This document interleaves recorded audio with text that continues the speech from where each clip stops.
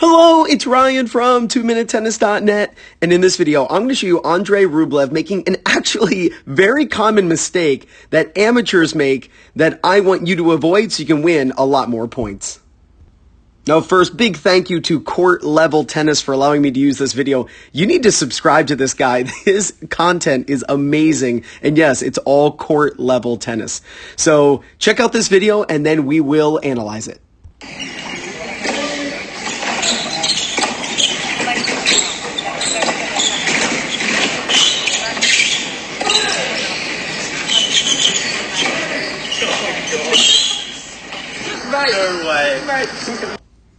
And it was funny right there. You could hear someone say, "No way," like they couldn't believe it, right? Well, guess what? It is believable because Rublev makes a mistake that is so common in recreational tennis, and I can't believe he made this mistake.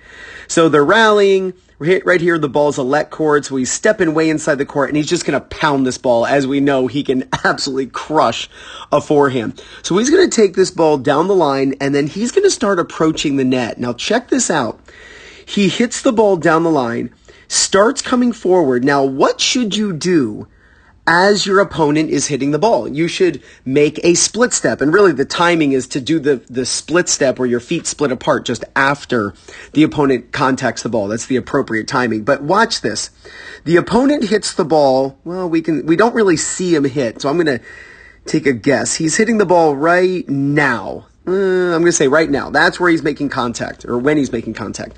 So remember, Rublev should be split stepping. His feet should go apart like this just after the opponent does that, right? So you want to be in the air as your opponent hits, and then your feet split apart like this as your opponent hits. And why? Because that's going to allow you to move in any direction. You can move forward, you can move left, you can move right, and you can move back. It's like a braking mechanism so you can change direction.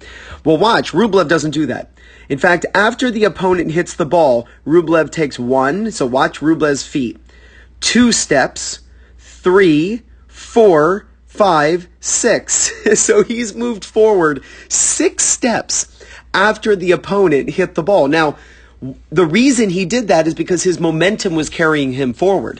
So probably by about here, he knew he was in trouble, and he's like, uh-oh, but he was using these steps as the braking steps way too late. Look how far back he was when the opponent made contact. He should be split stepping right now.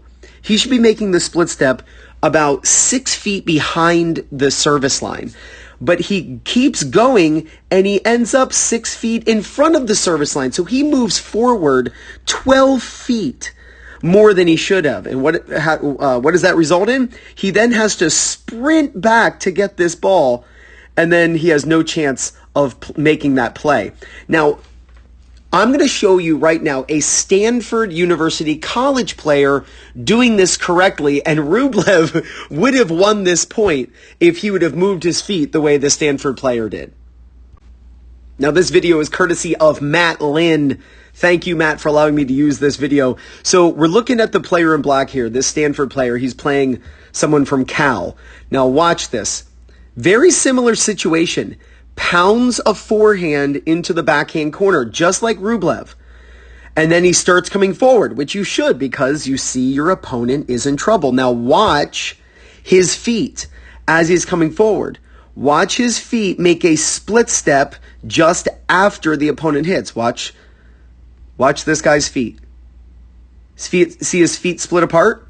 That is a braking mechanism which allows him to go anywhere. He can move back, right, left, or he could continue going forward again. Now, the Cal player, Cal Berkeley, hits the ball this way, and because the player in black, Stanford, split steps, he can easily change direction and get to this ball. Let's watch it at full speed. Now, I'm going to play it at full speed, but I'm going to play it 3 times so that you can really watch the Stanford player's feet as he's going forward. 30 love.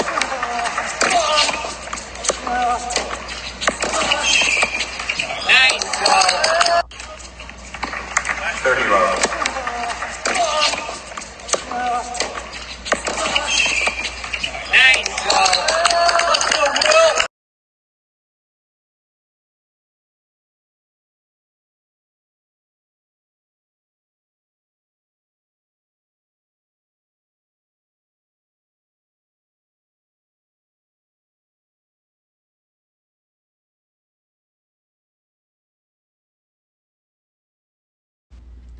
So even though the Stanford player didn't deal with a lob, the situation is the same. When you crush a ball into the corner and you start moving forward, as you see they're going to hit the ball, you've got a split step so you can handle any shot.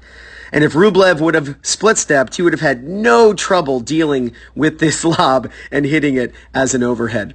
So make sure that you're moving your feet the way the Stanford player did, and there's no doubt you're going to gain confidence, win more matches, and play much better tennis. This is Ryan Reedy from 2minutetennis.net. You got this.